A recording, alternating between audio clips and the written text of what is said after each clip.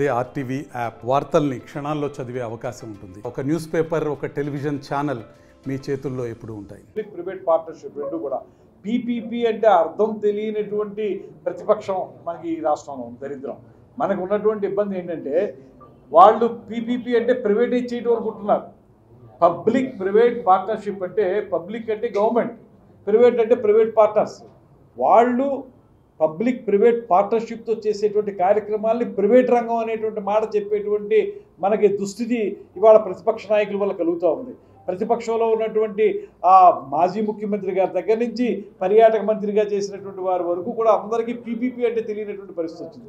ఎందుకంటే వాళ్ళు ఏ రోజును కూడా పీపీపీ ద్వారా రాష్ట్రాన్ని అభివృద్ధి చేయాలని ఆలోచన చేయలేదు.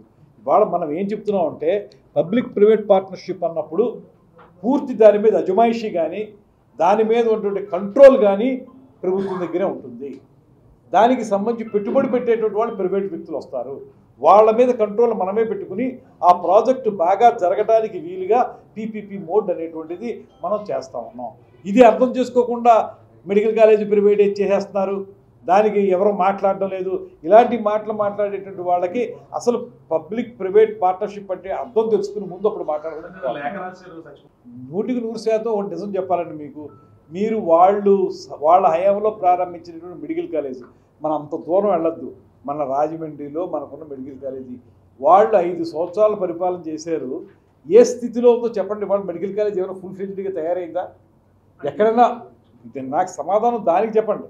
ఫుల్ ఫ్లెడ్జ్డ్గా ఏమన్నా మనకి ఇవాళ కూడా అనేక బాలారిష్టాలని ఆ మెడికల్ కాలేజీ ఎదురు చూస్తుంది.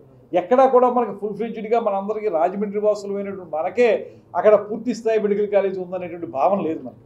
అది ఒక హాస్పిటల్గానే ఇంకా మనకు కనపడుతుంది తప్పితే మెడికల్ కాలేజ్ ఉంది దానికి అనుబంధంగా మెడికల్ కాలేజీ ద్వారా ఇది ఉందనేటువంటి భావనే లేకుండా.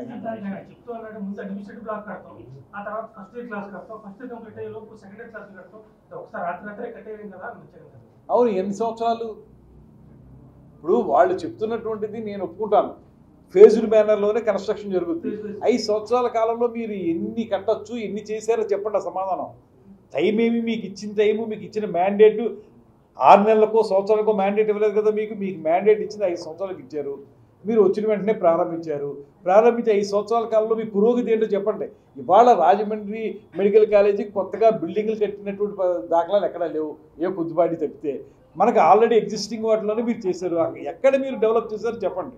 అందుకే మేము చెప్తున్నాం దానికంటే బెటర్గా ఉండేటువంటి ఇవాళ మీరు చూస్తే పీపీపీ మోడ్లో ఎందుకంటున్నాం అంటే మనం ఏదైతే టైం బౌండ్ ప్రోగ్రామ్ ఉంటుందో టైం బౌండ్ ప్రోగ్రాం ప్రకారం ఈ 22 మెడికల్ కాలేజీలు పూర్తి స్థాయిలో అధునాతనమైన సౌకర్యాలతోటి ప్రజలకు అందుబాటులో వైద్య సేవలు అందించాలి అంటే ఖచ్చితంగా పీపీపీ మోడ్ ఉండాలి.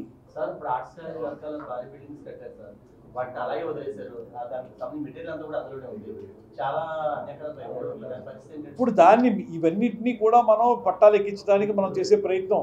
వాళ్ళు చేసిన పనులన్నీ కూడా ఏది ఉపయోగం కాకుండా చేశారు. మీరందరూ కూడా గమనించారు, ఋషికొండను చూశారు.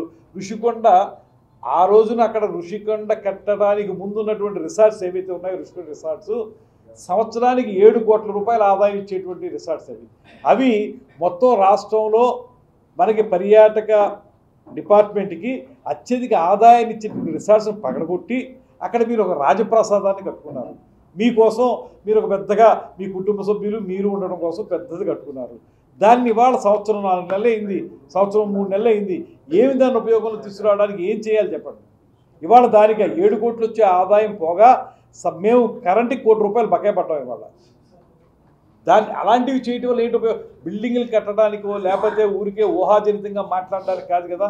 మేము అందుకే చెప్తున్నాం దీనికి సహేతుకమైనటువంటి విధానం ఏదైతే ఉందో పీపీపీ మోడ్. అక్కడ బాధ్యత పెట్టుబడి పెట్టినటువంటి ప్రైవేటు వ్యక్తులు కూడా దాని మీద బాధ్యత తీసుకుంటారు.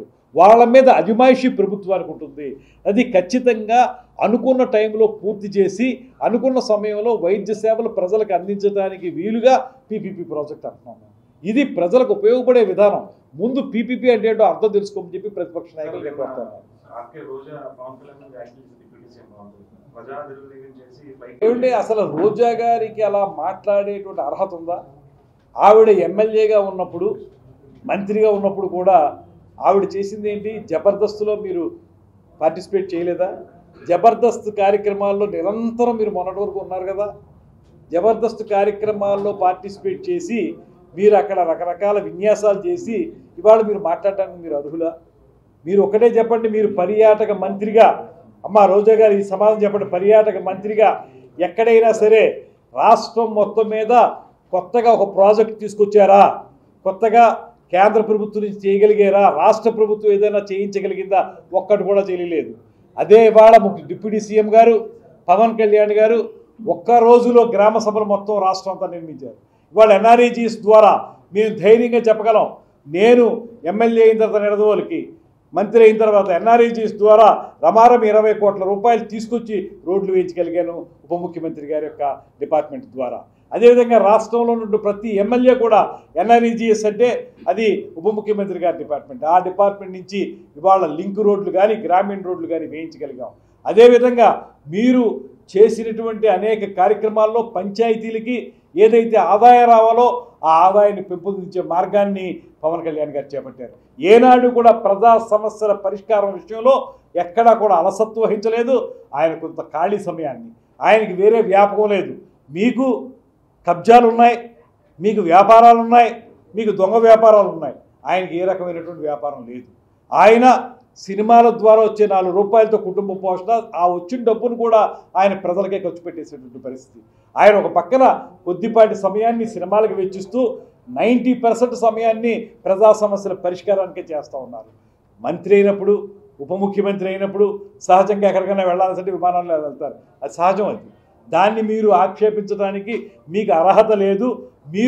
మీకు ఇచ్చినటువంటి మంత్రిత్వ శాఖలో ఏ ఒక్క ఇంచ్ అభివృద్ధి మీరు చేయనటువంటి మీకు ఉప ముఖ్యమంత్రి గారిని విమర్శించే అర్హత లేదు అనేటువంటి మాట చెప్తున్నారు. తెలుగులో ఫాస్టెస్ట్ న్యూస్ ఇప్పుడు కొత్త అవతారంలో 5 సెకండ్లోనే పూర్తి వార్తా సమాచారం మీ చేతిలో. సోషల్ మీడియా ట్రెండ్స్ మీ కళ్ళ ముందుకే live TV and voice search ఆప్షన్స్తో ఇప్పుడే డౌన్లోడ్ చేయండి. యాప్ లింక్ డిస్క్రిప్షన్లో ఉంది.